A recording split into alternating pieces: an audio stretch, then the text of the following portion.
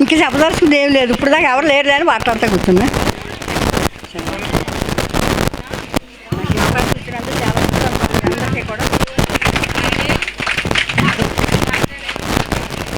Madam చాలా యాక్టివ్గా ఉంటారు, మీరు చూశారు కదా.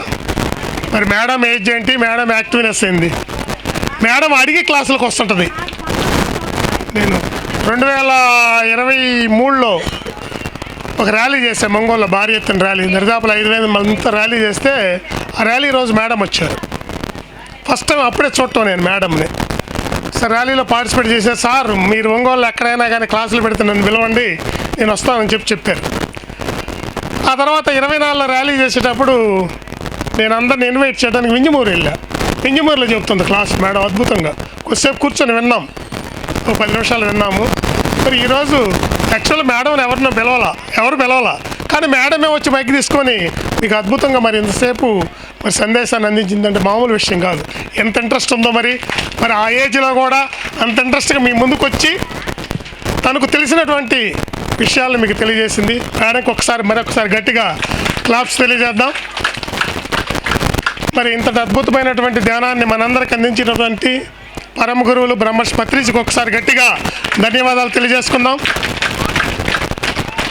అలానే నందినీదేవి శ్రీ మహాతార బాబాజీ పిరమిడ్ ధ్యాన కేంద్రం నిర్మించినటువంటి పద్మావతి మేడంకు కూడా గట్టిగా క్లాప్స్ తెలియజేద్దాం. అంత ఆషామాషా కాదండి పిరమిడ్లు కట్టించడం అనేది. మరి పత్రి సార్ చెప్తుంటారు ఎప్పుడు కూడా, ఒక పిరమిడ్ కట్టించారంటే మరి కైలాసంలో సీటు రిజర్వ్ అయి ఉంటుందని చెప్పి. ఏ మేడం మీరా 2 కట్టించారా? ఎక్కడ మీరు?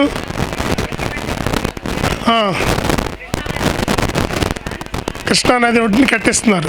మేడం జక్కయ్యపేట దగ్గర ఒక పిరమిడ్ కట్టించారట.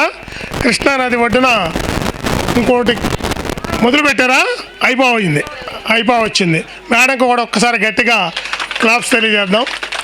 మరి 2 పిరమిడ్లు కట్టించడం అనేది అంత చిన్న విషయం కాదు. మరి సార్ ఒకటే చెప్తారు ఎప్పుడు కూడా, డబ్బులు ఉన్నవాళ్ళు పిరమిడ్లు కట్టించండి, డబ్బులు లేని వాళ్ళందరూ కూడా పిరమిడ్లు కూర్చొని ధ్యానం చేయండి అంటాడు. మరి మనందరం ఎక్కడ పిరమిడ్లు ఉంటే అక్కడ సాధన చేసుకోవాల్సిందే. సాధన చేసుకోవడానికే పిరమిడ్లు కట్టించేది. పిరమిడ్లు అనేది కట్టించిన తర్వాత అది సమాజానికి ఇచ్చేయటం జరుగుతుంది. ఇప్పుడు ఇక్కడ ఈ పిరమిడ్ కట్టించారు, పద్మావతి మేడంకి సంబంధం ఏముండదు, ఎవరు వచ్చినా ధ్యానం చేసుకోవచ్చు. మరి పద్మావతి మేడం పర్మిషన్ తీసుకోకుండా చెబుతున్నా నేను. పిరమిడ్ ఎక్కడున్నా ఎవరి ఇంటి మీద ఉన్నా కూడా మనం వెళ్ళి సాధన చేసుకోవచ్చు. ధ్యానాన్ని మించినటువంటి యజ్ఞము లేదు, ధ్యానాన్ని మించినటువంటి తపస్సు లేదు, ధ్యానాన్ని మించినటువంటిది ఏదీ లేదు. ధ్యానం ద్వారానే బ్రహ్మానందం. ఒక ఇత్తనములో అనంతమైన శక్తి దాగి ఉంది. అలానే మనలో కూడా అనంతమైన శక్తి ఉంది. ఆ శక్తిని వెలికి తీసే మార్గమే ధ్యానం. మనకి ఏది కావాలన్నా కూడా మన లోపలికి మనం ఎంటర్ అయ్యి సాధన కనుక చేసినట్లయితే మనకు ఆరోగ్యం బాగలేకపోయినా కూడా రెక్టిఫై అవుతుంది. మనకేమైనా సమస్యలుండా రెక్టిఫై అవుతుంది. పిల్లలు లేకపోయినటువంటి వాళ్ళు పిల్లలు కావాలని సంకల్పం పెట్టుకొని ధ్యానం చేస్తే పిల్లలు కలుగుతారు. ఏది కావాలన్నా మన లోపలికి మనం ఎంటర్ అవ్వాలి ఫస్ట్. మరి ధ్యాన మహాజ్ఞానం అప్పుడు సార్ చెప్తుంటారు, కూర్చోండి. ఒకరోజు అయితే ధ్యాన మహాచక్రం టైంలో ఆ రోజు కాన్సెప్ట్ అదే సారు, కూర్చోండి. మరి ఇక్కడ ఉన్నటువంటి వాళ్ళ ఆ పదాలు విన్నారో లేదో కానీ సార్ నోటి నుంచి వచ్చినటువంటివి కూర్చోటమే మనం చేయాల్సింది. ఈ క్లాసులు అనేది ఏంటంటే కూరక మసాలా లాంటిది. ఇది క్లాసు వింటేనే సాధన చేయగలుగుతారు.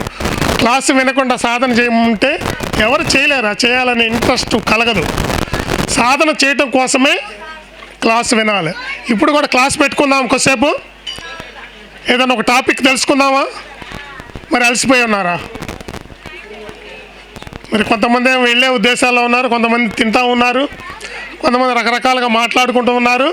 మరి ఎంతమంది విన్నా పర్లేదు. మరి చిన్న కాన్సెప్ట్ కూడా చెప్పుకుందాం.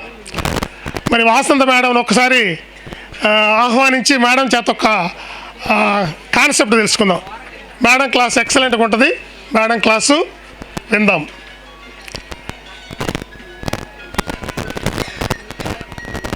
5 minutes మెడిటేషన్ చేద్దాం. ఒక 5 నిమిషాలు మెడిటేషన్ చేసేసి తర్వాత క్లాస్ని స్టార్ట్ చేసుకుందాం. అందరూ కళ్ళజోళ్ళు ఉంటే కళ్ళజోళ్ళు తీసి పక్కన పెట్టుకోండి. 2 కాళ్ళు క్రాస్ చేయండి. చేతి వేళల్లో వేళ్ళు పెట్టండి.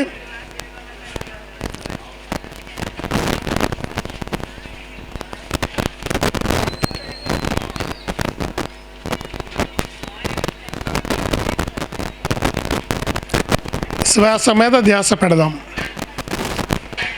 ధ్యానం అంటే శ్వాస మీద ధ్యాస.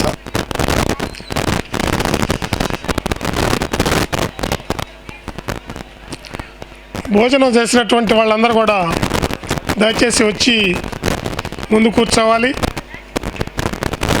ఎవరు మాట్లాడొద్దండి. భోజనం చేసేవాళ్ళు చేయండి. మిగిలిన వాళ్ళు ఇక్కడికి వచ్చి కూర్చోండి. ఒక హాఫ్ అన్ అవర్ కాన్సెప్ట్ విందాం.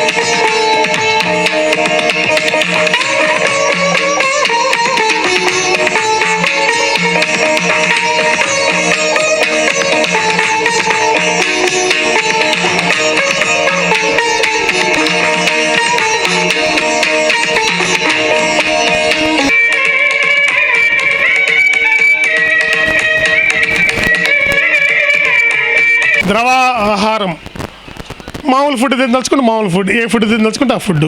నిత్యం అన్నదానం జరుగుతుంటుంది అక్కడ. టిఫిన్, భోజనం అన్నీ ఉంటాయి, లంచ్, డిన్నర్ అన్నీ ఉంటాయి, టీ, కాఫీలు అన్నీ ఉంటాయి, ఎవ్రీథింగ్ అన్నీ ఉంటాయి. మరి అట్లా వారం రోజులు మౌన సాధన పెట్టారు. ఈ మౌన సాధన ఉనికిలి సుబ్బారావు అని చెప్పి 2003 తిరుపతి ధ్యాన మహాయజ్ఞంలో వారం రోజులు అట్నే కూర్చున్నాడు ఆయన ధ్యానంలో. ఉనికిలి సుబ్బారావు అని ఆయన ధ్యానానికి ఇట్లే వచ్చి కూర్చున్నాడు ధ్యాన మహాయజ్ఞంలో. వారం రోజులు లెగలేదు ఆయన. No food, no bathroom. వారం రోజులు మనిషి అట్లే కూర్చున్నాడు ఆయన. ఆయన ఆధ్వర్యంలో జరుగుద్ది. ఆయన ఎప్పుడు మౌనంలోనే ఉంటారు. ఇప్పుడు కూడా పెన్నుతో రాసి చూపిస్తాడు, ఎవరితో మాట్లాడ్డా ఆయన. ఆయన ఆధ్వర్యంలో జరుగుతుంది. నిన్న స్టార్ట్ అయింది అక్కడ. అట్లా వారం రోజులు జరుగుతుంది. మరి ఎంత మహా అవకాశమో చూడండి. పత్రిజీ చెప్పాడు, ప్రపంచంలో ఉన్నటువంటి శక్తి క్షేత్రాల్లో జగన్నాథ గట్టు ఒకటి, అది ఓన్లీ సాధనా క్షేత్రమే అన్నాడు ఆయన. సాధన చేసుకోవాలంటే జగన్నాథ గట్టు వెళ్ళాలి. ఓన్లీ సాధన సాధన సాధన, ఇక మాటలు ఉండవు అక్కడ. ఇక్కడ మనం ఉదయం నుంచి ఏం చేస్తున్నాం, అన్ని మాటలే ఇక్కడ. సాధనం సేపు జరిగింది, చాలా తక్కువ టైం జరిగింది. టోటల్గా కలిపి ఒక అరగంట జరిగిందో ఒక గంట లోపు జరిగి ఉంటుందేమో. అది కొంతమంది చేశారు, కొంతమంది మాట్లాడుకున్నారు, కొంతమంది తింటున్నారు, రకరకాలుగా ఎవరి పనుల్లో వాళ్ళు ఉన్నారు. మరి అలాంటిదాన్ని అందరు చూసిరండి. ప్రతి నెలలో కూడా జరుగుతుంటుంది, అది అన్ని గ్రూపుల్లో కూడా వస్తుంటుంది సాధన జరుగుతున్నట్టుగా.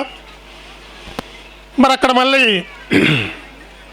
2 days పిరమిడ్ సేవాదళ్ళు ట్రైనింగ్ సెంటర్, అది మన భారతదేశానికి ట్రైనింగ్ సెంటర్ జగన్నాథ్ గట్ అనేది.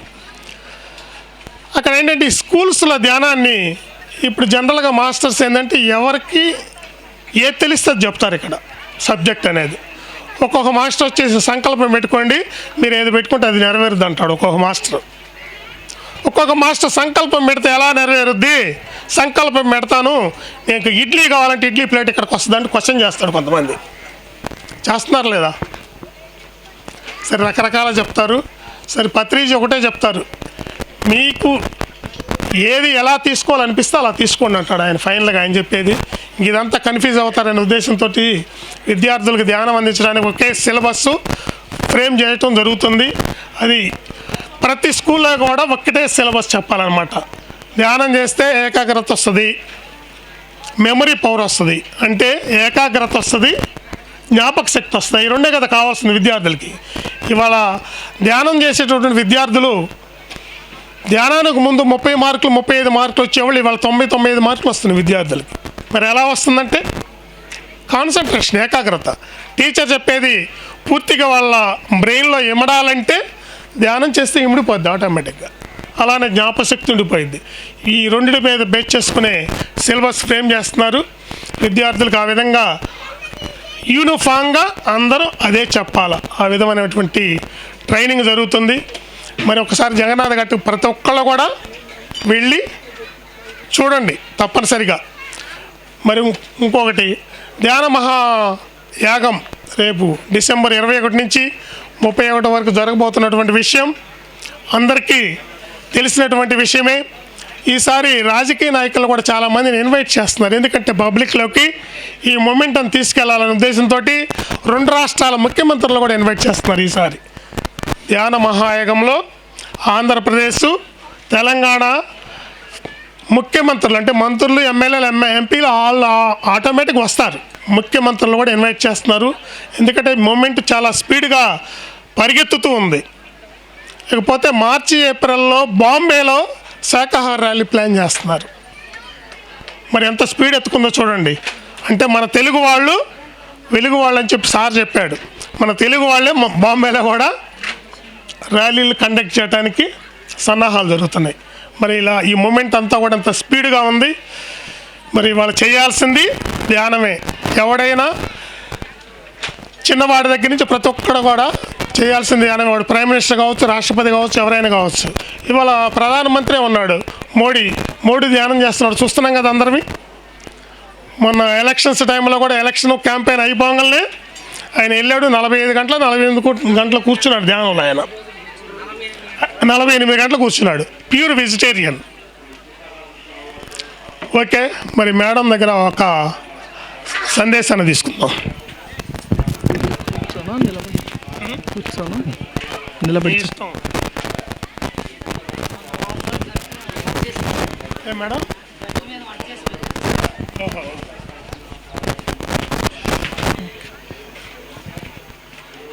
ఇక్కడికి విచ్చేసినటువంటి ధ్యాన మిత్రులు, ఆత్మ బంధువులు అందరికీ కూడా ఆత్మ ప్రణామములు. నా పేరు వాసంతి. ఈరోజు మనకు ఎంతో సుదినం. మరి ఇక్కడ చక్కటి ప్రకృతి మధ్యలో ఈ కొండ ప్రాంతంలో మరి నందినీదేవి మహావతార్ బాబాజీ పిరమిడ్ ఓపెన్ చేసుకోవడం జరిగింది. ఇక్కడ పక్కనే లక్ష్మీ నరసింహస్వామి టెంపుల్ ఉంది. ఈ ప్రదేశం అంతా ఎంతో శక్తివంతంగా ఉంది. మరి భూ కైలాస్ అని చెప్పారు, మరి పత్రిజీ కడతాల్ని కైలాసపురి అని చెప్పారు అప్పుడు. అందువలన కడతాలని అంటారు ఎవరు, ఇప్పుడు కైలాసపురి అని అంటున్నారు అక్కడ. అంటే ఎక్కడైతే సంగీతము, నృత్యము, ధ్యానం ఉంటుందో అదే కైలాసం. అంటే అక్కడ ఇంకా దుఃఖం లేదు, ఎప్పుడు ఆనందమే ఆనందం. అట్లానే ధ్యానులకు కూడా వైభోగమే వైభోగం. మరి నేను 2007లో ఈ ధ్యానంలోకి రావడం జరిగింది. మరి అప్పటి నుంచి ఇప్పటి వరకు నేను మానుకోలేదండి. అంటే మనం ఏదైనా ఒకటి పట్టుకున్నామంటే దాన్ని వదిలిపెట్టకూడదు. అంటే ధ్యాన పట్టు పట్టాం మనం ఇప్పుడు. వేమన చెప్తాడు కదా, పట్టు పట్టరాదు పట్టి విడవగా రాదు, పట్టి పట్టనేమి బిగియ పట్టవలయు, పట్టి వీట కంటే పడి చచ్చుట మేలయ్య అన్నాడు. అట్లానే మనం కూడా ధ్యాన పట్టు పట్టామనంటే మనకి ఎన్ని పనులున్నా సరే మానుకోము అనే నిర్ణయం తీసుకోవాలి. ఇంకా కొంతమంది చెప్తారు, నేను ధ్యానం చేస్తేనే అన్నం తింటానని నిర్ణయం తీసుకుంటారు. తినకుండా ఉండలేరు కదా, అప్పుడు కంపల్సరీగా చేస్తారు. అట్లానే మనము మన శ్వాస ఉన్నంత కాలము ధ్యానం చేస్తాము అనే నిర్ణయాన్ని తీసుకోవాలి. శ్వాస లేకపోతే మనము చేయలేం, అవునా కాదండి? మరి ఈ దేహం ఎంత అద్భుతమైంది. ఈ దేహం ఉంటేనే మనం సాధన చేయగలుగుతాం. ఎవరికీ లేని అవకాశం, దేవుళ్ళు దేవతలకు లేదు ఈ అవకాశం, మనకే ఉంది, మానవులకు మాత్రమే ఉంది. అందుకే క్యూ కట్టున్నారు ఇక్కడికి రావడానికి, భూలోకానికి. కాబట్టి అంత అద్భుతమైన అవకాశం మనకుంది, దాన్ని మనము సద్వినియోగం చేసుకోవాలి. మిగిలిన జంతువులకు ఉందండి ధ్యానం చేసేది, అవి సహజ స్థితిలో జీవిస్తుంటాయి, వాటికి అవసరం లేదు. కానీ మన మానవునికి అవసరం. మరి నేను ధ్యానం ద్వారా అనేక లాభాలు పొందాను. నేను ఎక్కువేం చెప్పను, క్లుప్తంగా చెప్తాను. ధ్యానంలోకి రాకముందు ఎప్పుడు కూడా నాకు టెన్షన్గా ఉండేది. అంటే నేను హై స్కూల్లో టీచర్గా చేస్తూ, మా స్కూళ్ళన్నీ పల్లెటూళ్ళలో ఉంటాయి, జెడ్పీ హై స్కూళ్ళన్నీ. పొద్దున్నే లేచి మేము బస్కి వెళ్ళటము, పరిగెత్తడం. పిల్లలు సారు నాకు 4 క్యారేజీలు పెట్టాలి, అందుకని ఉరుకులు పరుగులు అంటారు కదా, అట్లా ఉండేది. ఎప్పుడు చూసినా టెన్షన్. ఎప్పుడైతే ధ్యానంలోకి వచ్చామో ఒక టైం ప్లానింగ్ వచ్చింది. అంటే ఇక టెన్షన్ లేదు, ఇప్పుడు ఆ పనులే చేస్తున్నాం. కానీ ప్రశాంతంగా హాయిగా ఉదయమే లేస్తాము, బ్రహ్మీ ముహూర్తం కంటే ముందే ఇంకా 3 గంటలకే నిద్ర లేవటము, హాయిగా 3 గంటలు ధ్యానం చేసుకోవడము, మరి చక్కగా పనులన్నీ చేసుకోవడం ఇంకా ప్రశాంతంగా జరుగుతుంది. అంటే ఒక టైం ప్లానింగ్ వస్తుంది ధ్యానం ద్వారా. తర్వాత నాకు అంతకుముందు హిమోగ్లోబిన్ పర్సంటేజ్ తక్కువ ఉండేది. ఒకసారి నేను టెస్ట్ చేయించుకుంటే డాక్టర్లు ఆశ్చర్యపోయారు, 4% ఉంది, 10 above ఉండాలి మనకి. అదేంటి మీరు ఎట్లా తిరుగుతున్నారు, ఎట్లా నడుస్తున్నారు అని అన్నారు. కానీ నేనేం భయపడలా, ట్యాబ్లెట్లు కానీ టానిక్ కానీ తీసుకోవాలా, ధ్యానం చేసుకుంటూ ఫుడ్ ద్వారానే దాన్ని మళ్ళీ టెస్ట్ చేసినప్పుడు నాకు మరి 10.5 దాకా వచ్చేసింది. అంటే నాకు సరిపడా వచ్చింది. అంటే ఏం మందులు కూడా అవసరం లేదు, మనము సాధన చేసుకుంటే అన్నీ వస్తాయి. మరి సాధన చేయాలంటే ఫస్ట్ మనం గుర్తించాల్సింది ఏంటంటే ధ్యానం యొక్క విశిష్టతను గుర్తించాలి. విశిష్టత తెలియకపోతే మనము ఇది కోహినూర్ వజ్రం లాంటిదైతే ఇది రాయి అనుకొని జారబిడ్చుకుంటాం మనం, అంత విలువైంది ఇది. దాని విలువ మనం తెలుసుకుంటే దాన్ని మనము జారబిడ్చుకోం. మరి పత్రిజీ ఏం చెప్పారంటే మనకి మానవుని యొక్క దరిద్రాలు తొలగించి సిద్ధులు కలగజేసే ధ్యానం అని తెలియజేశారు సార్. ఇంకా ఓషో మహాశయుడు ఉన్నాడు, ఆయన ఏం చెప్పారంటే ఎవరైతే ధ్యానం చేయరో వారు సమస్త జీవన ఆనందాన్ని కోల్పోతారు అని చెప్పాడు. అంటే చూడండి ఎంత అద్భుతంగా చెప్పారు. అంటే ధ్యానం చేస్తేనే మనము ఆనందాన్ని పొందుతాం. మిగిలిన వస్తువులు వాటి ద్వారా వచ్చేది ఏంది, దాని సంతోషం అంటాం, అది తాత్కాలికం. ఒక పట్టు చీర కొనుక్కున్నాము, ఒక నగ చేయించుకున్నాము, పొద్దుగా రోజంతా ఆనందం పొందుతామా? కొత్తలో కొనుక్కున్నప్పుడు ఆనందం పొందుతాం, సంతోషం అంటాం దాన్ని. తర్వాత మనకి ఉండదు అది ఎప్పుడు. అదే మన ఆత్మ ద్వారా వచ్చేటటువంటి ఆనందం మనకి బ్రహ్మానందం. అంటే బ్రహ్మ అంటే అన్నిటికంటే గొప్పది, ఇంకా దాన్ని మించినటువంటి ఆనందం ఈ ప్రపంచంలో ఇంకొకటి లేదుగాక లేదు. అంటే మనము దీని విశిష్టత తెలుసుకుంటే మానకుండా చేసుకోగలుగుతాం. భగవద్గీతలో శ్రీకృష్ణుడు కూడా ఏమని చెప్పాయంటే తపస్విభ్యోధికో యోగి, జ్ఞానిభ్యోపి మతోధిక, కర్మిభ్యత్యాధికో యోగి. అంటే ఒక తాపసి కంటే యోగి గొప్పవాడు, ఒక కర్మలు చేసేవాడి కంటే యోగి గొప్పవాడు. తపస్విభ్యోధికో యోగి అంటే తపస్సు చేయడం అంటే శరీరానికి క్షీణింపజేసుకోవడము, వంటి కాళ్ళ మీద నిలబట్టము, అవన్నీ కూడా తపస్సు అంటాం. వాళ్ళకంటే ఎవరు గొప్పవాడు? యోగి గొప్పవాడు. అట్లానే జ్ఞానిభ్యోపి మతోధిక, అంటే ఒక జ్ఞాని కంటే, జ్ఞాని అంటే అన్ని గ్రంథాలు పారాయణం చేసి అంత పాండిత్యం అంతా నేర్చుకున్నటువంటి జ్ఞాని కంటే కూడా యోగి గొప్పవాడు. కర్మిభ్యత్యాధికో యోగి, కర్మలు చేసేవాడి కంటే యోగి గొప్పవాడు. కాబట్టి నువ్వు వెంటనే యోగివిక అర్జున అని చెప్పేసి తెలియజేశాడు. అట్లానే రమణ మహర్షి కూడా మరి పూజలు, ఈ జపాలు, స్తోత్రాలు వీటన్నిటికంటే కూడా ధ్యానము గొప్పది అని తెలియజేశారు. పుట్టపర్తిలో సత్యసాయిబాబా అని ఉండేవాళ్ళు, ఆయన ఔషధం లేక జబ్బు కుదురు మార్గము ధ్యానం ఒక్కటే అని మనకి తెలియజేశారు.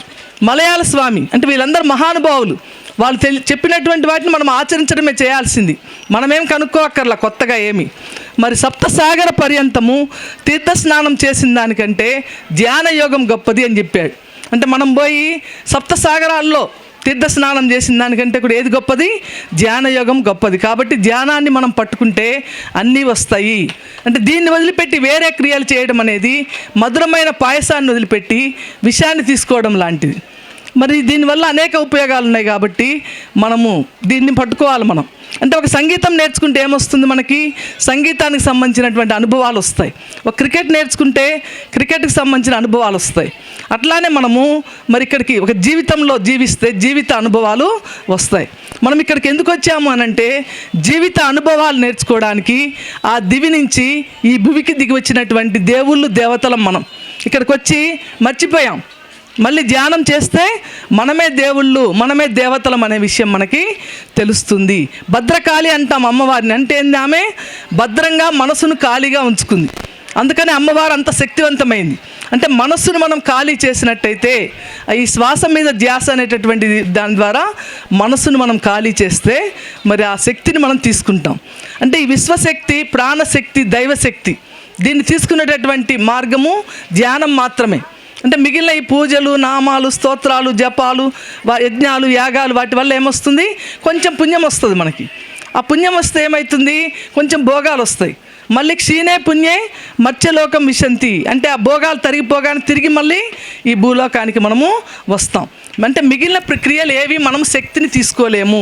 శక్తిని తీసుకునేటటువంటి ఏకైక ప్రక్రియ ధ్యానం మాత్రమే.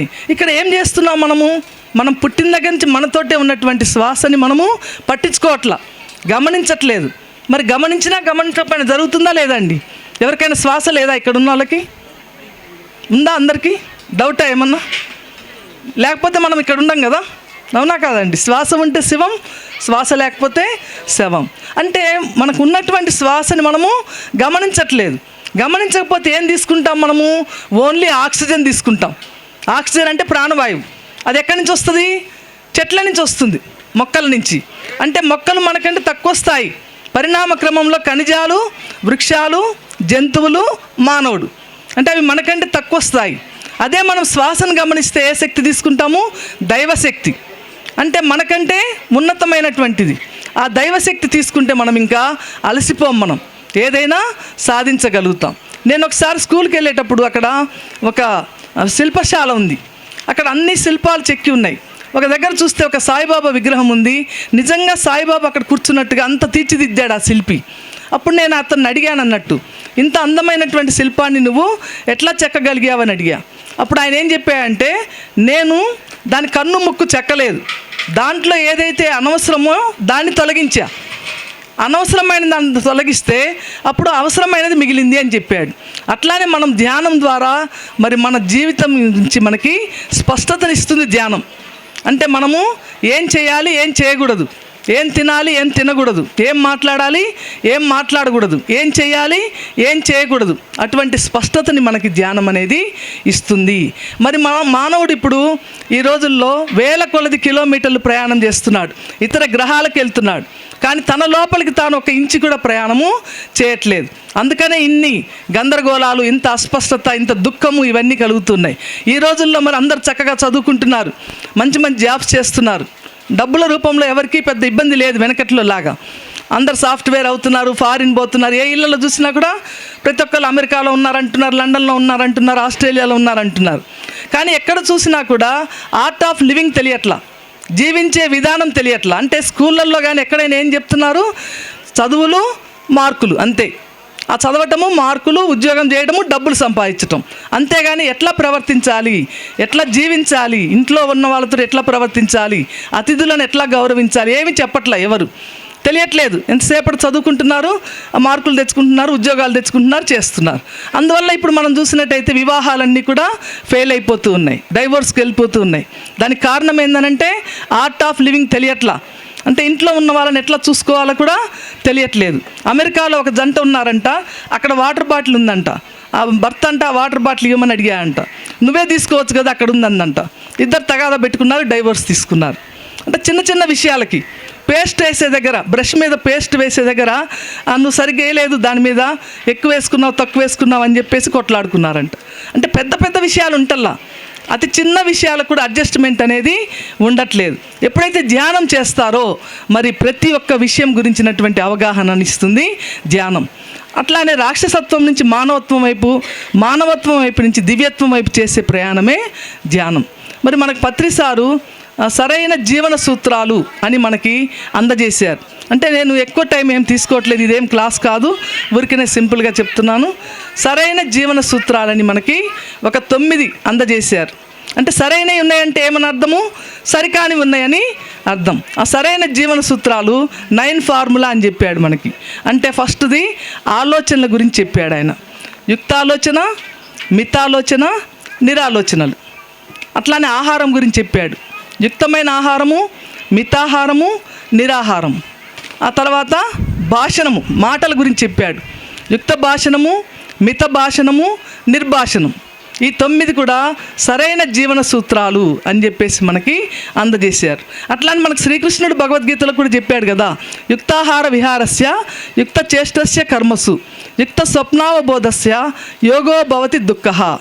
ఎవరైతే యుక్తమైనటువంటి ఆహారము, విహారము ఇవన్నీ ఉంటాయో వాళ్ళకి దుఃఖాన్ని హరింపజేసేటటువంటి యోగము సిద్ధిస్తుంది అని చెప్పేసి చెప్పారు.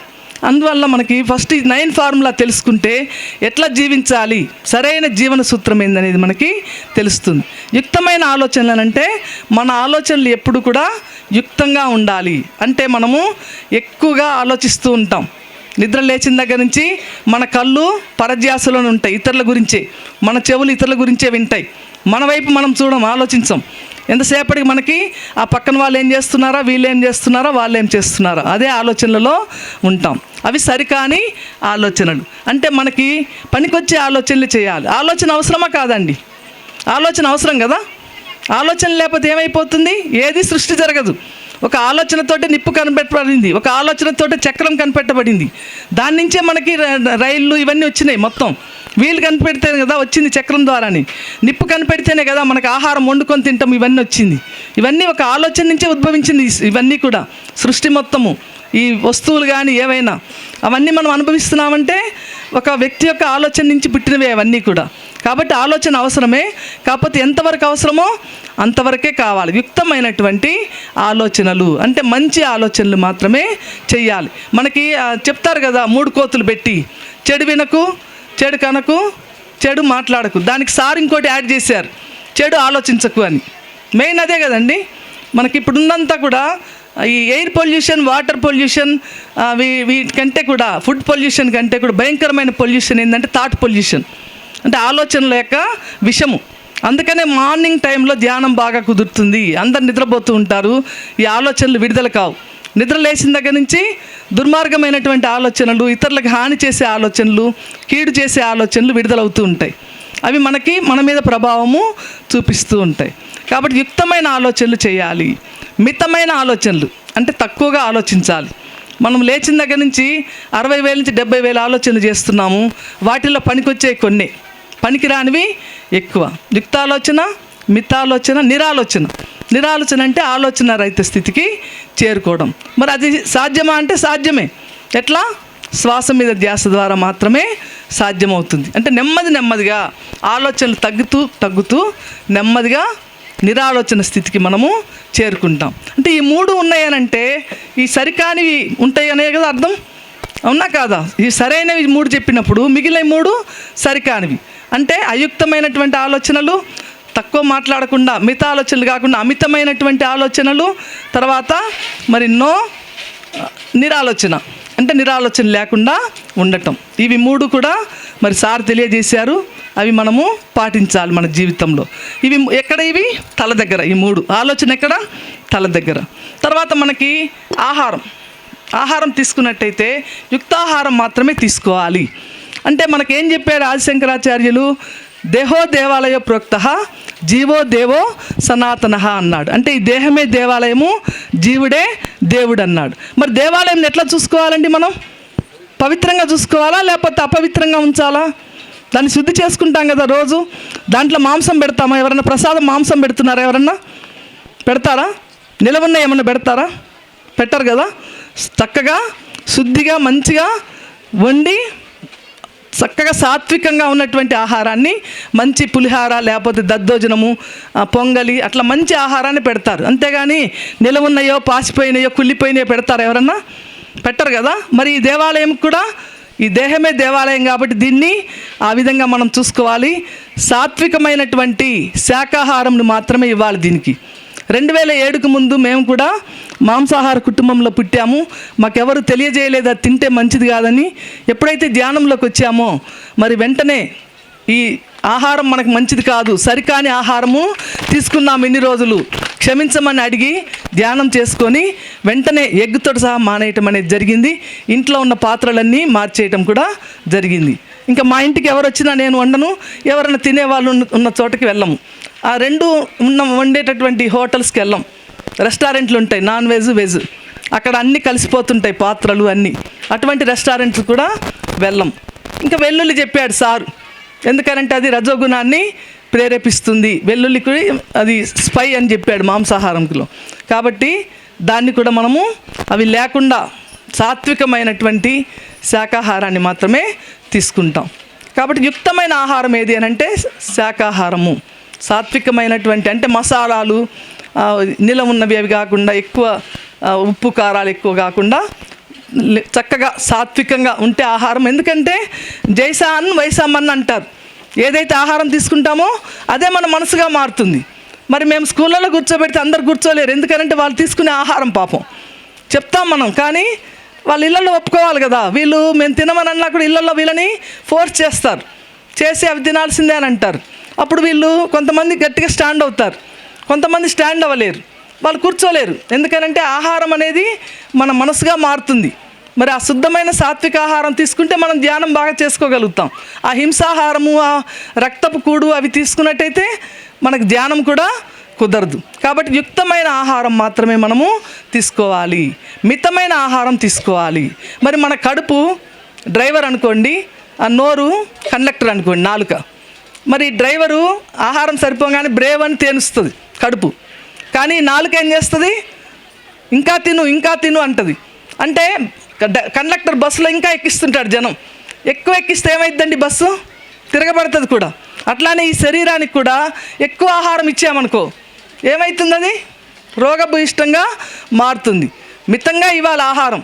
అంటే మనకి ఎంత ఆకలి ఉంటే కడుపు 4 భాగాలు అనుకుంటే ఒక భాగం ఖాళీ వదిలేయాలి, ఒక భాగం వాటర్, 2 భాగాలు మాత్రమే తీసుకోవాలి. కానీ మనం ఏం చేస్తున్నాము, ఇక్కడ వరకు తీసుకుంటున్నాం. ఒకడంట కింద పడి దొర్లుతూ ఉన్నా అంట భక్ష్యాలు తిని, మరి ఆ పక్కన ఉన్న వాళ్ళంట కొంచెం వాటర్ తాగయ్యా అన్నారంట. అంటే వాటర్ తాగే స్థలం అంటే ఇంకో భక్ష్యం తినేవాడిని కదా అన్నా అంట అతను. అంటే ఆ విధంగా ఉంది మన పరిస్థితి. అంటే ఇక్కడ వరకు తినేస్తున్నారు, పీకల వరకు.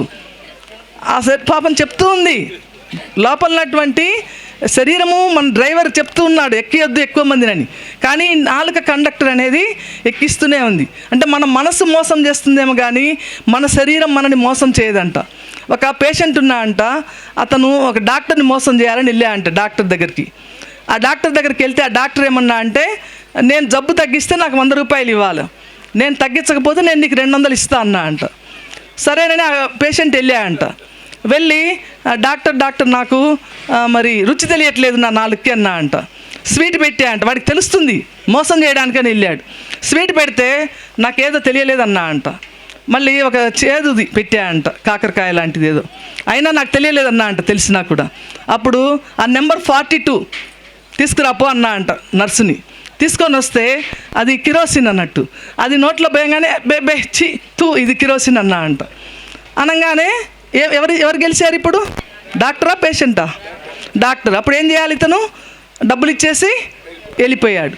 వెళ్ళిపోయి మళ్ళీ మోసం చేద్దామని వచ్చాయంట. వచ్చి ఈసారి డాక్టర్ నాకు మతిమరుపు వచ్చింది, నాకేవి గుర్తుంటలేదన్నా అంట, ఏది చెప్పినా నాకు గుర్తుంటలేదన్నా అంట. అప్పుడు ఈ డాక్టర్ ఏమన్నా అంటే, పోయి ఆ నెంబర్ 42 తీసుకురాపో అన్నా అంట. అనగానే అమ్మో 42 నాది కిరోసిన్ అన్నా అంట. అనగానే మళ్ళీ ఓడిపోయాడు. మళ్ళీ డాక్టర్కి డబ్బులు ఇచ్చేసి వెళ్ళిపోయాడు. మళ్ళీ ఈసారి వచ్చి ఏమన్నా అంటే, మళ్ళీ మోసం చేద్దామని వచ్చి, డాక్టర్ నా కళ్ళు కనపట్టలేదన్నా అంట. డాక్టర్ అన్నా అంట కదా, నేను ఓడిపోయానయ్యా, నీకు డబ్బులు ఇస్తున్నాను, ఇదిగో తీసుకో అన్నా అంట. ఎంత ఇవ్వాలి డాక్టరు? 200 ఇవ్వాలి, లేకపోతే 100 అనుకోండి, ఎంతో అంత డబ్బులు. అనగానే అతను ఇయ్యంగానే ఇతను ఏం చేశాడు, ఆయనకి 20 రూపాయలు ఇచ్చాడు. ఇయ్యంగానే అతను ఇది 20, ఇది 100 కాదన్నా అంట. అంటే కళ్ళు కనపడ్డాయి కదా, అప్పుడు వెంటనే ఒప్పుకొని మళ్ళీ డాక్టర్కి డబ్బులు ఇచ్చేసి వెళ్ళిపోయా అంట. అంటే శరీరాన్ని మోసం చేయలేం. మనం తీసుకునే ఆహారం ప్రభావము శరీరం చూపిస్తుంది వెంటనే. మనసునేమన్నా కొద్దిగా మోసం చేయగలుగుతామేమో కానీ శరీరాన్ని మాత్రం ఎవరు మోసం చేయలేరు. కాబట్టి మితమైన ఆహారాన్ని తీసుకోవాలి. ఆకలి అయినప్పుడే తీసుకోవాలి. ఆకలి కాలేదనుకోండి చక్కగా మానేయచ్చు. 4 ఇడ్లీ ఆకలి ఉంటే 3 ఇడ్లీయే తినాలి, అంతేగాని 5 ఇడ్లీ 6 ఇడ్లీ తినకూడదు. మితంగా ఆహారాన్ని తీసుకోవాలి. ఇవాళ పౌర్ణమి, చక్కగా మనం లిక్విడ్ ఫుడ్ తీసుకున్నామంటే నైట్ అంతా కూర్చోగలుగుతాం. అదే ఇక్కడ దాకా తింటే శరీరం ఏం చేస్తుంది? నిద్రపోవాలని కోరుకుంటుంది, వెంటనే నిద్రపోతాం, ఇంకా ధ్యానం లేదు, ఏం లేదు. కాబట్టి పౌర్ణమి, అమావాస్య ఎప్పుడైతే ధ్యానం చేయాలనుకుంటామో మనం మితంగా తక్కువ, అది కూడా ఎర్లీగా తీసుకొని కూర్చుంటే నైట్ అంతా చక్కగా ధ్యానాన్ని మనము చేసుకోగలుగుతాం. కాబట్టి మితమైన ఆహారాన్ని తీసుకోవాలి. యుక్తాహారము, మితాహారము, నిరాహారం. నిరాహారం అంటే వారానికి ఒక రోజు మనము ఆహారం తీసుకోకుండా ఉపవాసము ఉండాలి. మహాత్మా గాంధీ సోమవారం ఉపవాసం ఉన్నాడంట. అట్లానే మహానుభావులందరూ వారానికి ఒక రోజు ఉపవాసం ఉండేవాళ్ళు. ఎందుకు? ఈ శరీరం మరి ఎప్పుడు పాపం పనిచేస్తూనే ఉంది కదా మనకు. మనం తింటూ ఉంటే ఏమవుతుంది? మన లోపల ఉన్నటువంటి ఈ స్టమక్ కానీ ఇక్కడ ఉన్నటువంటి ఎంజైమ్స్ ఇవన్నీ పాపం పనిచేస్తూనే ఉండాలి. మనం ఏం చేస్తాము? ఖాళీ కూడా ఇయ్యం, రెస్ట్ ఇయ్యం, తింటూనే ఉంటాం. అదంతా మళ్ళీ డైజెషన్ అవుతూ ఉండాలి. కాబట్టి మనము వారానికి ఒక రోజు పెట్టుకుని, అందుకే మనకు దేవుళ్ళ పేరు మీద గురువారం సాయిబాబా అని, వెంకటేశ్వర స్వామి శనివారం అని, ఇప్పుడు ఇంకా కార్తీక మాసం అయితే ఈ నెలంతా ఒక్క పూట అని పెట్టారు. ఎందుకంటే చలికాలం కదా, తక్కువ తీసుకుంటే ఆహారము మంచిది. అంటే మనం మామూలుగా చెప్తే వినం, దేవుడి పేరు మీద చెప్తే వింటారు అని తీసుకున్నారు. మరి చాలామంది అంటుంటారు, అమ్మో కార్తీక మాసం ఈ నెల మేము నాన్ వెజ్ తినం, వీడప్పుడు తింటాం. అప్పుడు నేను అడుగుతాను, కార్తీక మాసంలోనే శివుడు ఉన్నాడా? వీడప్పుడు శివుడు లేడా అని అడుగుతా. ఎప్పుడు ఉన్నాడు. మరి ఎందుకు మరి ఆయన్ని ఎప్పుడు ఉన్నాడనేవి సత్యం ఎందుకు గుర్తించట్లేదు? ఈ ఒక్క నెలలో ఉన్నాడన్నా మనం మానేయాల్సింది? ఎప్పుడు ఉన్నాడు కదా, అవునా కాదా? వాళ్ళు ఏం చెప్తున్నారు మనకి? చక్కగా ధ్యానం చేసుకోండి, చక్కగా శాకాహారం తీసుకోండి అని చెప్తున్నారు వాళ్ళు, కానీ మనం వింటలేదు. కాబట్టి మనం వాళ్ళు చెప్పేటటువంటి మహానుభావులు చెప్పినటువంటి విషయాలను మనము పాటించాలి. మనకి మన శరీరం కూడా తెలియజేస్తుందండి. మనకి 2 ఉన్నాయి అవయవాలన్నీ. కళ్ళు ఎన్ని ఉన్నాయి? 2 ఉన్నాయి. చేసే పని ఒకటే, చూడటం. చెవులు ఎన్ని ఉన్నాయి? 2 ఉన్నాయి, కానీ చేసే పని ఒకటే. లంగ్స్ ఎన్ని ఉన్నాయి? 2 ఉన్నాయి, అది చేసే పని వాయువుల మార్పిడి, అంటే ఆక్సిజన్ తీసుకోవడము, కార్బన్ డైఆక్సైడ్ బయటకు పంపడం. కిడ్నీస్ ఎన్ని ఉన్నాయి? 2 ఉన్నాయి, అవి బయటకి విసర్జన, అంటే వేస్ట్ ప్రోడక్ట్స్ బయటకి పంపించటం. మరి ఇక్కడ 2 పనులకు ఒకటే ఉంది, నోరు. ఏమేం పనులు చేస్తుంది? తినడము, మాట్లాడటం. 2 పనులకు ఒకటే ఇచ్చారంటే ఏమని అర్థము? తక్కువ తినండి, తక్కువ మాట్లాడండి అని తెలియజేస్తున్నారు. కానీ మనము ఇక్కడ వచ్చిన దగ్గర చూస్తున్నాము, కొంతమంది నోరు మూతబడలా, ఫోన్లు ఆపరు. ఇక్కడికి వచ్చిన తర్వాత మనం ఎట్లా ఉండాలండి? ఇంట్లో మనం ఎట్లయినా ఉండొచ్చు, బయటకు వచ్చినప్పుడు మనం మాట్లాడకూడదు. ఎంత మౌనంగా ఉంటే అంత తీసుకుంటాం శక్తి. రేపు కడతాల్లో కూడా అంతే, చాలామంది మౌనంగా ఉండి చక్కగా ధ్యానం చేసుకొని శక్తి పొందుతారు. కొంతమంది వచ్చిన దగ్గర నుంచి వాళ్ళ వాగుడేందో వాళ్ళేందో లొడలొడ వాగుతూ ఉంటారు అన్నట్టు. దానివల్ల చాలా నష్టపోతారనే విషయము తెలియదు. తర్వాత నెక్స్ట్ 3 ఏంటి మనకి? యుక్త భాషణము. అంటే మన వాక్కులు ఎట్లా ఉండాలా? మంచి మాటలు మాట్లాడాలి, మనకన్నా ఉపయోగపడాలి, ఎదుటి వాళ్ళకన్నా ఉపయోగపడాలి, లేకపోతే మాట్లాడటం మానుకోవాలి. అంటే ఈ నోటి నుంచి బయటకు వచ్చే మాటని మనము చెక్ చేసుకోవాలి. చెక్ చేసుకొని బుద్ధి అనే ఫిల్టర్లో వడపోసి బయటకు వదిలిపెట్టాలి. ఎట్లా పడితే అట్లా బయటకి వదలకూడదు. ఈ భాషణం అంటే మంచి మాటలు, వాక్కులు మాట్లాడాలి, యుక్త భాషణమే చేయాలి. నలుగురిలో ఏం మాట్లాడాలో అదే నలుగురిలో మాట్లాడాలి. ఒకళ్ళతో ఏం మాట్లాడాలో ఒకళ్ళతో అదే మాట్లాడాలి. ఆఫీస్లో ఉంటే ఇంటి గురించి మాట్లాడకూడదు, ఇంట్లో ఉంటే ఆఫీస్ గురించి మాట్లాడకూడదు. ఎక్కడ ఉంటే అక్కడ ఉండాలి, మనం ఆ ప్రెజెంట్ టెన్స్లోనే ఉండాలి. అంతేగాని ఆఫీస్లో కూర్చొని మన ఇళ్ళల్లో వాళ్ళందరూ సోది మనము చెప్పకూడదు. ఇంట్లో కూర్చొని ఆ ఆఫీస్దంతా ఇక్కడ చెప్పకూడదు మనం. అంటే ఎక్కడ ఎప్పుడు ఎట్లా మాట్లాడాలి అనే దాన్ని మనము తెలుసుకోవాలి. అదే యుక్త భాషణము అని అంటాం. మిత భాషణం, తక్కువ మాట్లాడాలి. అంటే 2 వాక్యాలు 4 వాక్యాల్లో చెప్పేది 1 వాక్యంలో చెప్పొచ్చు. మనం తగ్గించుకోవాలి మాట్లాడటం, అంతేగాని ఎక్కువగా మాట్లాడకూడదు. మనం ఏమవుతుంది? ప్రతి మాటకి, ప్రతి ఆలోచనకి శక్తి ఖర్చు అవుతుంది సైన్స్ ప్రకారం, అవునా కాదండి? ప్రతి పనికి శక్తి ఖర్చు అవుతుంది. కాబట్టి మనం ఆ శక్తిని ఆదా చేసుకోవాలి. ఇక్కడ మనం యుక్త భాషణము, మిత భాషణము, నిర్భాషణం. నిర్భాషణం అంటే మౌనం, చాలామంది మౌనంగా ఉంటారు. మహాత్మా గాంధీ, మరి రమణ, ఆయన కూడా వారానికి ఒకరోజు మౌనంగా ఉండేవాడు. అంటే రాస్తారు మౌనంగా ఉన్నప్పుడు. కొంతమంది వారం రోజులు మౌనంగా ఉంటారు, కొంతమంది నెల రోజులు మౌనంగా ఉంటారు. అప్పుడు ఏదైనా అవసరమైతే రాస్తారు, లేకపోతే లేదు. రమణ మహర్షి తన జీవితకాలం అంతా మౌనంగానే ఉన్నాడు. ఎవరు ఆయన దగ్గరికి పోయినా నిన్ను నువ్వు తెలుసుకో అన్నాడు, అంతే. నువ్వెవరో తెలుసుకో అన్నాడు. వీళ్ళు పోయిన వాళ్ళు నువ్వెవరని అంటే ఏం చెప్తారు? వాళ్ళ పేరు చెప్తారు. మనం కూడా నేను ఏ క్లాసుకు పోయినా కూడా మీరు ఎవరు, ఎక్కడి నుంచి వచ్చారని అడుగుతా ఫస్ట్. వాళ్ళు వెంటనే వాళ్ళ పేరు, వాళ్ళ ఊరు చెప్తారు. అంతేగాని మీరెవరు అంటే మేము ఒక ఆత్మ పదార్థం అనే మాట చెప్పరు. అంటే బాడీ అనేదే వాళ్ళకి ఆ కాన్షియస్నెస్లో జీవిస్తూ ఉంటారు. అంతేగాని నేను ఈ శరీరం కాదు, నేను ఆత్మ అనే స్థితిలో ఉన్నప్పుడు మనకి ఇంకా దుఃఖం ఉండదు, ఆనందమే ఆనందం. కాబట్టి మీరు ఎవరని ఎవరు అడిగినా కూడా, అంటే బయట ధ్యానంలో లేని వాళ్ళకి చెప్పబాకండి, వాళ్ళు భయపడతారు. నేను ఆత్మ అనగానే అమ్మో వీళ్ళేదో దయ్యమేమో అనుకుంటారు మళ్ళీ. అంటే మన దగ్గర వరకు, అంటే తెలిసిన వాళ్ళ వరకు మేము ఒక సోల్, ఐ ఆమ్ సోల్, ఒక ఆత్మ పదార్థాన్ని. ఎక్కడి నుంచి వచ్చాము? పరలోకం నుంచి వచ్చాము. మళ్ళీ ఎక్కడికి వెళ్తాం? అక్కడికే వెళ్తాం. ఈ భూలోకం ఒక పాఠశాల, స్కూలు, నేర్చుకోవడానికి వచ్చాము మనం. ఆ నేర్చుకోకుండా వెళ్తే ఏమవుతుంది? అక్కడికి పోగానే పో, నువ్వు చేయాల్సిన పని చేయకుండా వచ్చావు, మళ్ళీ పో అని మళ్ళీ పంపుతారు. పునరపి జననం, పునరపి మరణం. నేను ఒక ఎగ్జాంపుల్ చెప్తూ ఉంటాను. అందుకే అమ్మ బజారుకి పోయి ఒక వస్తువు తెమ్మంది. ఆ బజారుకి పోయి ఆ వస్తువు తెమ్మంటే అక్కడికి పోయి ఒక గోధుమ పిండి అనుకోండి, పోని 1 కేజీ. అక్కడికి పోయి ఎవరితో ముచ్చట్లు పెట్టి మర్చిపోయారు, ఇంటికి వచ్చారు తేకుండా. అప్పుడు అమ్మ ఏమంటుంది? తెచ్చావా అని అడుగుతుంది. ఏమంటాం మనం? తేలేదు, మర్చిపోయామంటాం. తీసుకురాపో అంటుంది మళ్ళీ. అవునా కాదా? అట్లానే మనం అక్కడ ఏం పని చేయడానికి వచ్చామనేది నిర్ణయించుకొని వచ్చాము. ఇక్కడ మాయలో పడిపోయాము, మర్చిపోయాము. మళ్ళీ మనం ధ్యానం చేస్తే మనం ఎందుకు వచ్చాము, మన లైఫ్ పర్పస్ ఏంది, మన డిజైన్ ఏంది, అన్నీ మనము తెలుసుకోగలుగుతాం. కాబట్టి మనము చేయవలసింది ధ్యానము, పొందవలసింది లాభాలు. ఈ 9 ఫార్ములా గుర్తుపెట్టుకోండి. ఒకసారి చెప్తారు అందరూ. యుక్తాలోచనలు, మితాలోచనలు, నిరాలోచనలు. యుక్తాహారం, మితాహారం, నిరాహారం. యుక్త భాషణము, మిత భాషణము, నిర్భాషణం. ఇవి 9 మనము చేయాల్సినటువంటి సరి అయిన జీవన సూత్రాలు. సరికానివంటే వాటికి ఆపోజిట్. అయుక్తమైనటువంటి ఆలోచనలు, మితంగా కాకుండా అమితమైనటువంటి ఆలోచనలు, తర్వాత నిరాలోచన. అట్లానే ఆహారం విషయంలో కూడా అయుక్తమైన ఆహారం. ఏది అయుక్తము? మాంసాహారం అయుక్తం. అయుక్త ఆహారము, తర్వాత అమిత ఆహారం అంటే ఇక్కడ దాకా తినడం, పీకల వరకు తినడం. అట్లానే నిరాహారం అంటే మనము ఉపవాసం లేకుండా ఉండటం. అట్లానే భాషణం విషయంలో కూడా అయుక్త భాషణం అంటే ఎట్లా పడితే అట్లా మాట్లాడటం, ఎదుటి వాళ్ళని బాధ పెట్టడం. నోటి మాటల ద్వారా, కొడితేనే హింస కాదు కదండి, మాట ద్వారా కూడా ఎవరినన్నా బాధ పెడితే అది కూడా హింసే. కాబట్టి అయుక్త భాషణం. అమిత భాషణం, లొడలొడ వాగటం, ఎక్కువ మాట్లాడటం.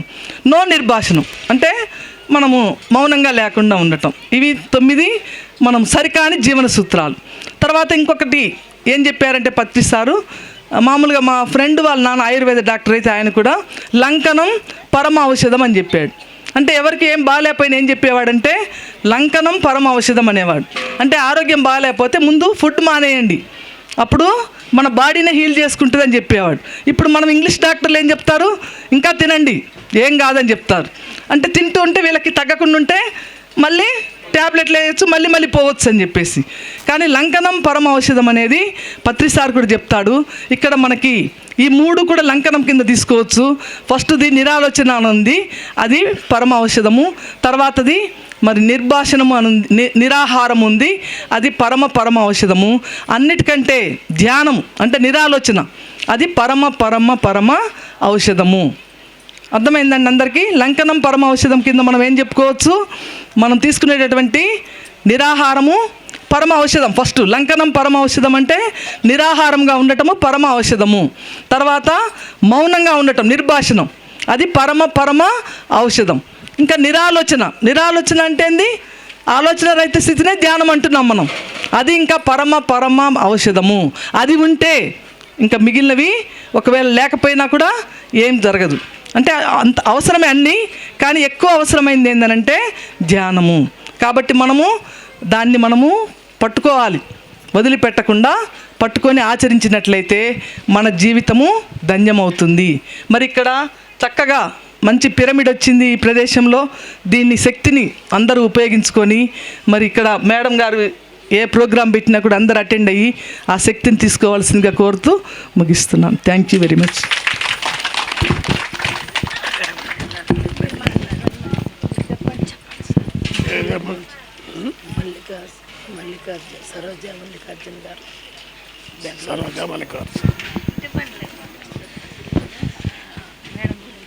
చెప్తారా?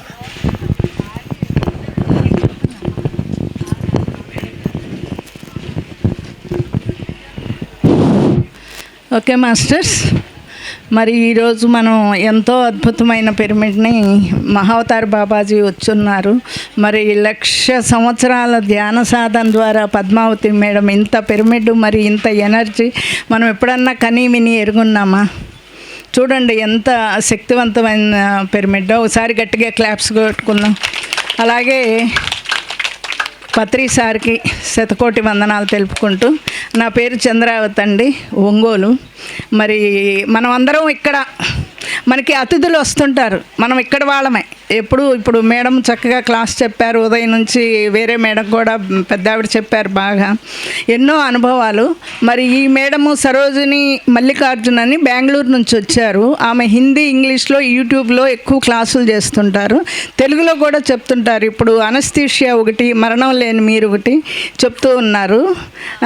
ఆ మేడము క్లాసు విందాం. మళ్ళీ మనమంటే ఎప్పుడైనా చెప్పుకుంటూ ఉంటాం, ఈ మేడం మళ్ళీ మనకి ఆంధ్ర రారనమాట, అటు సైడ్ బీహారు, నార్త్ సైడ్ అంతా చెప్తుంటారు. ఈ మేడం కూడా క్లాస్ తీసుకుందాం, జ్ఞానం తీసుకుందాం మాస్టర్స్. Thank you. ఒకసారి గట్టిగా క్లాప్స్ కొట్టి ఆహ్వానించుకుందాం మేడంని. Okay madam. Thank you.